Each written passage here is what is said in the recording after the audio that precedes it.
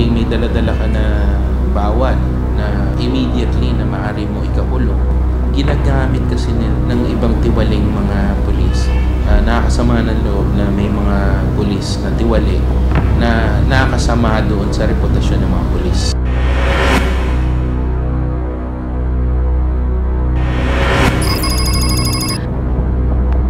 At 30 ng Hunyo, isa na namang biktima ng hulidap ang lumapit sa bitag at Mission X kung saan sangkot naman ang mga pulis Pasay. Noong June 27 po sir, naglalakad po ako galing trabaho. Bigla pong may police mobile na huminto sa harap ko. Bigla po nila akong hinuli, pinusasan po. Pilit po nila akong pinasok sa mobile po nila. Ang sabi ko, sir, ano bang kasalanan ko? Anong violation ko? Ba't di ba ako hinuli? Sabi po ng police, sa presinto ka na magpaliwanag. Dinala po unahan nila ako doon sa outpost sa ilalim po ng overpass. Tapos sabi ni Bumagat, pasalamat ka, dito ka namin una dinala sa outpost na to. Sabi niya, kung dalhin ka namin sa taas, kaya mo ba magbayad ng 200,000? Sabi ko, sir, kung pera sir, wala akong pera. May laman po yung wallet ko, 1,400. Pambili ko po yan ng gatas. Dila po ako nila sa presinto 9. Pagdating ko po doon, inubaran po nila ako lahat. Sabi ha, ilabas mo yung lahat ng laman ng bulsa mo. Ang laman ng wallet ko, kinuha po ni Bumagat. Sabi niya, siya po maghawak, baka daw mawala sa wallet ko. Pagkatapos, bigla akong pinasok nila sa kulungan. Tapos sabi po ng isang pulis, sabi niya, tawagan mo asawa mo. Alam ko po na wala po akong kaso, wala po akong kasalanan. Saka wala po akong dalang droga. Dahil kahit kailan po, hindi po ako gumagamit ng droga sa buong buhay ko. Tinawagan niya po ako. Tapos, nagmamadali na po ako kasi bit-bit ko po yung anak ko. Tapos tinawag ako ni Bumagat. Sabi po sa akin, Mrs., alam niyo ba na nag-drugs ang asawa ninyo? Pag dinala po namin sa taas yan, Mrs., magbabayad po kayo ng 100,000 to 200,000. Kaya niyo po ba yun? Sabi niya ganun. Sabi po ni Tayawa na 20,000 daw po kasi makikipag-areglo pa rin daw po sila sa taas. 10,000 daw po sa taas, tapos yung sa kanila 10. Hanggang 5:30 ng hapon kailangan i-produce ko yung pera. Kung hindi, sasama nila yung asawa ko sa taas. Pakinggan ang sumbong ng ginang. Masahol pa sa hayop ang sumunod na payo sa kanya ng pulis hulidap na si Bumagat. Dahil pati kanyang 8 buwan na gulang na anak, ipinasok rin sa kulungan. Makahanap lamang daw siya ng perang pambayad. Kami ganun po ni Bumagat, sige, iwan mo na yung sa asawa mo. Pagbukas po ng selda, iniwan ko na po yung anak ko. Tapos umalis na po ako, hindi ko po alam kung saan ako kukuha ng perang nahanap nila.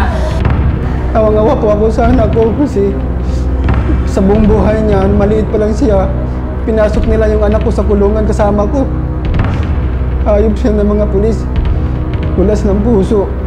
Ang anak ko iyak ng iyak dahil wala pa siyang gatas na iniinom. Basang-basa na po sa pawis yung anak ko. Kinakagat na yung anak ko sa lamok. Yung mga pulis na yun, hayop na yun, parang hindi sila naawa sa bata na sinama nila sa kulungan. Dapat sa ginawa nila, dapat sila nasa kulungan. Matanggal sila sa trabaho sa ginawa nila. Ang naabuso po nila, karapatang pantao ang ginagawa nila. Mamatay sila. Kaiba sa mga naunang kaso ng hulidap na nailapit sa bitag at Mission X, nakapagbigay na ng halagang 5,000 piso ang mag-asawa, makalabas lamang ang biktimang si Edison. Pinatawag po ako ni Bumagat. Binabaan na nila yung ng 5,000. Kasi nahabol ko yung oras na tinaning nila sa akin eh. Nakahaginap po ako ng 2,000. Nagagalit po si Bumagat. Sabi niya ganon, maghaginap ka pa, kailangan mo buo yan 5,000. Buti na lang yung isang kaopisina niya dumating panggabi. Aniraman ko ng 3,000. Sabi ko ganon, hindi ako pwedeng ako lang mag-isa. Kasi tinatakot nila ako, baka pwedeng sumama ka na lang. Sinamahan niya po ako doon. Mula sa 20,000 pisong hinihingi ng mga pulis hulidap ng Pasay, bumaba ito sa 5,000 piso. Subalit ang masaklap rito, pati pambili ng gatas ng kanilang anak, gusto pang patusin ng mga buhayang pulis. Hindi dumating na po kami doon, dala-dala namin yung pera. Hinihingi ko po yung 1,400. Yung 1,400 na kinuha nila sa asawa ko nga pambili ng gatas ng anak ko. Pumunta po sa akin si Tayawa, sabi niya gano'n, hindi naman pwedeng ibalik yun kasi nakuha daw yun sa entrapment. Sabi ko, wag naman po maawa na kayo. Ang mahal ng gatas ng anak ko. Hanggang sa naawa, naging 4,000 na lang. Hindi, Inilapag ko yung pera sa harapan ni Bumagat at ni Tayawa. Sabi sa akin ni Tayawa, ito, hindi ko to hindi namin to hiningi sa iyo. Kusang loob mong binigay to. Nag-oo lang ako para makauwi na kami. At mula sa unang kaso nito sa drug using, matapos makapagbayad ng 5,000 piso, ang naging kaso ng biktimang si Edison. Yung sa logbook po, si SP Otto Cambi po, ang nagsulat po sa logbook, inilagay po yung kaso ko doon, urination on public place. Pinilit po nila kung papirmahin sa logbook na yun. Ilang taon na itong anak mo? 8 buwan po. Babae ba lalaki? Babae po. Ilang oras na yun sa iyong 3 bata sa oras po, kulungan? sir. Ha? 3 oras po. 3 oras, kaya ibig sabihin 3 oras ka bago nakabalik. Opo. Anong kaso nero? Urinating. Urinating in public. Opo. Nauwi from droga to urinating in public. Opo. May pinirmahan ka pa ron sa blatter? Meron po. Pinapirmahan nila sa amin. Ito ay isang ehemplo ng mga kawatan ng mga na pulis, ng mga bastos, balasubas. From 20,000 pumayag sa 5,000, pati yung pambili ng gatas na 1/4 ayaw ibigay, dito Bumagat at Tayawa. Well, ang gagawin po ng Bitag at Mission X dito, hindi po namin ito papayagan na ganito-ganito na lamang, na areglo-areglo, susundan namin ang kaso nito hanggang sa masibak sa serbisyo. Ang mga pulis na katulad nitong Bumagat at Tayawa na ito, hindi kailangan ng pulisya ang mga ganitong klaseng tao na mga kawatan. Itinimbre ng Bitag at Mission X kay National Capital Region Police Office Director General Roberto Rosales ang sumbong na mag-asawang alipala. Nang hapong ding yon, inatasan ni General Rosales si General Benjardi Mantele, hepe ng Regional Directorial Staff ng NCRPO, upang makaharap ang mga nagrereklamo. Sa NCRPO headquarters, pinakinggan ni General Mantele ang salaysay ng mag-asawang alipala. Kasi, bakit kasi irregular yung ginawa nila? Masyadong irregular yun eh. Granting nga, palagi ko sinasabi, granting, merong kaso, merong violation. Pero hindi dapat gano'n ang sistema ng pag-trato mo sa kanila. I-blatter mo, ano yung gano'n, then file a case against investigahan mo. Pero yung sasabihin na produce ganito, hindi, that is taboo. Ulit ako sa mukha itong administration po ni General Rosales, mga strict rules yung disciplinarya po yan. Talagang disiplinarya kasi ang kanyang paniwala, once na meron kang maayos na mga kapulisan, it follows it. Maayos na rin yung mga trabaho ng tao. Yung mga gagawing accomplishment ng ating mga mission, maganda rin yung magiging results. Kaya't ang hatol ng NCRPO para sa mga pulis hulidap na inirereklamo, Dapat natin sa panangasa, I would like to request or recommend to the start na natin ngayon ng filing ng formal complaint, then we'll start the investigation. Yun ang ating maging grave misconduct na kailangan i-relieve natin sila sa kanilang pesto, recommend the confiscation of their firearms, then pati badge sasama natin. Basta depending on the gravity of their offense. Narinig din naman, sinasabi ni General Mantele, yung deputy ni General Rosales, automatic, ipapasuspindi niya na itong mga ito at papakumpay niya dito sa holding facility habang iniimbestigahan. And then, eventually, matatanggal sa serbisyo. So, yan po yung ginawa ng Bitag at Mission X. Babala ito doon sa mga otoridad. Huwag naman ninyong abusuhin ang inyong kapangyarihan. Pagkus ay gamitin ito sa tama. Dahil kung hindi, may mga mata lagi nagbabantay ang Bitag at Mission X. Kinabukasan, tinungo rin ng Bitag at Mission X ang Pasay Police Station upang maituro ng mag-asawang alipala ang mga pulis na umano'y naghulidap kay Edison. Dito humarap sa amin at sa mag-asawang nagrereklamo ang Chief of Police ng Pasay Police Station. Pinakinggan rin ito ang salaysay ng biktima. So, ang pangalan, kung na-identify Si SPO1 Bumagat at si SPO1 Tayawa. Una po, dinala po nila ako sa outpost nila sa ilalim po ng tulay. Sabi po ni SPO1 Bumagat sa akin, kung dalhin ka namin sa taas, kaya mo ba magbayad sa akin ng 200,000? Sabi ko, sir, ano bang violation mo kasalanan ko na magbayad ng 200,000? sige, tuloy mo. Tapos, tinawagan ko po misis ko. Sabi ko, ma, nandito po ako sa kulungan, hinuli ako ng polis. Nang bumalik siya sa akin, iyak siya ng iyak. Sabi niya pa, hiningan ako ng 20,000 hanggang 5:30 lang ng hapon. Ikinagulat ni Colonel Petrasanta ng ikwento ng mag-asawa na maging ang kanilang sanggol na anak ay ipinasok sa loob ng selda. Yung paalis na siya, sabi ni SPO Bumagat, iwan mo yung bata. Bali, paiwan niya sa akin yung bata. Kinulong na nila ako. Tapos binuksan yung kulungan, pinasok yung bata. Hanggang 5:30 Sinama sa yung bata? Opo. Sinama sa kulungan yung bata. Binuksan at pinasok yung anak ko. Wala pang upuan doon. Siminto lang po kami nakaupo. Awang-awa po ako sa anak ko. Dito agad ipinakuha ni Hepe ang mga file pictures ng mga pulis ng kanyang tanggapan upang beripikahin kung sino sa kanyang mga tao ang nasa likod ng nasabing hulidap. Ano, pa-identify na natin to. Sino dyan? Tuturo mo, ha? Sir, ito po yung dalawa, sir. Nagdikdik sa amin. Ito kasama ko po. Ito parang hindi kita na... Wala po to. Ito talagang dalawa na to.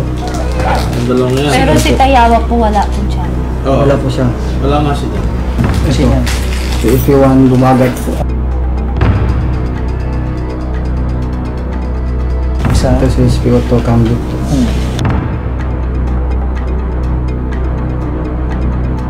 Kilala mo yan. Hindi ko po ito mamahanap sa... Pero kasama yan. Kasama to siya.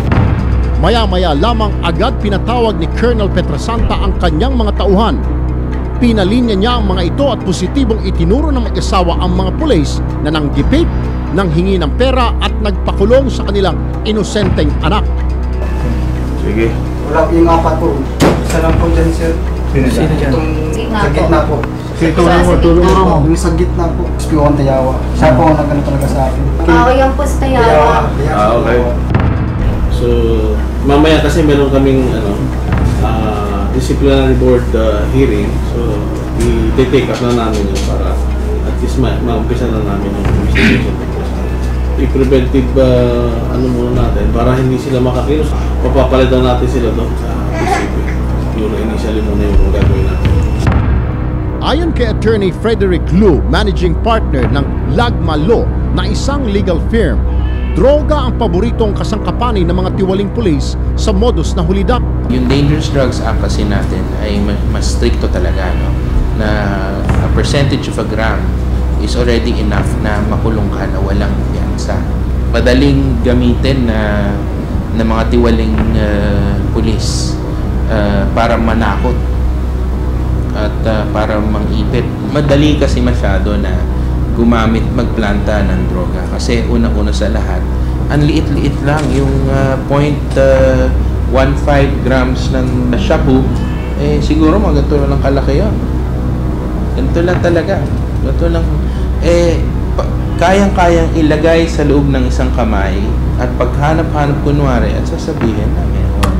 Hindi yan katulad ng bomba na syempre malaki yun or barel na mahirap itago dun sa tao na ipaplantahan mo. Sa kaso ni Edison na naglalakad lamang subalit biglang hinuli ng mga pulis Pasay sa paggamit raw ng droga, isang uri raw ito ng illegal na pag-aresto.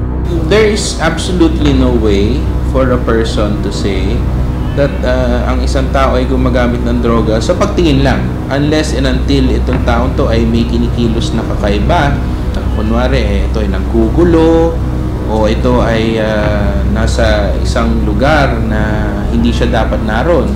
Kasi kung mga tao naglalakad sa lansangan, ito ba ay matuturing na indikasyon na sila ay gumagamit ng droga? Siyempre hindi.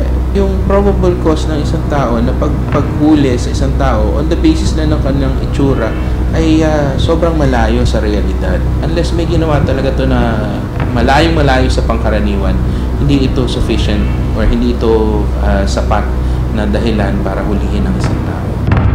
Isa rin itong paglabag sa batas ng pag-aaresto na ipinatutupad ng Philippine Drug Enforcement Agency mula sa ating konstitusyon. We have to follow first and foremost the Constitution, no? Especially the rule on constitutional searches. Now, nakita naman natin it's right of every person to be free from any unreasonable search and seizure.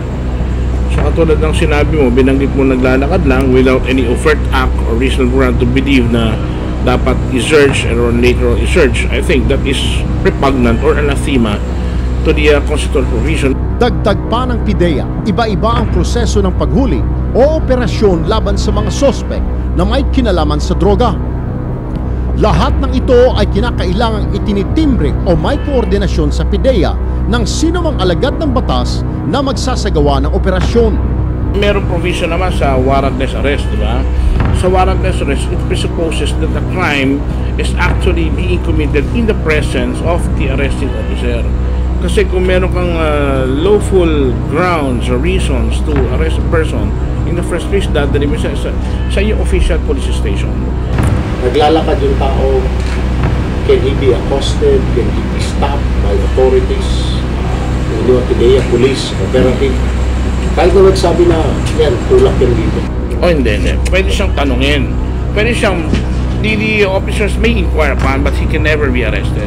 Actually, meron din siyang right against even to be invited under a certain Republic Act, right against custodial investigation in the absence of any glaring evidence to show na meron siyang complicity sa commission of crime. Kailangan ba i-coordinate muna ng PNP o meron silang authority na tuhuli lang? They can do that. Yung mga mobile o yung mga sa traffic, mga nakamotor. Pwede ba yun na they can just stop anybody like, ay, baka may bit-bit ka na droga dyan. Can they do that? Merong proper coordination. In fact, any anti-drug operations conducted by other law enforcement authorities, merong proper coordination sa PDEA NCR, no? And even in our regional offices.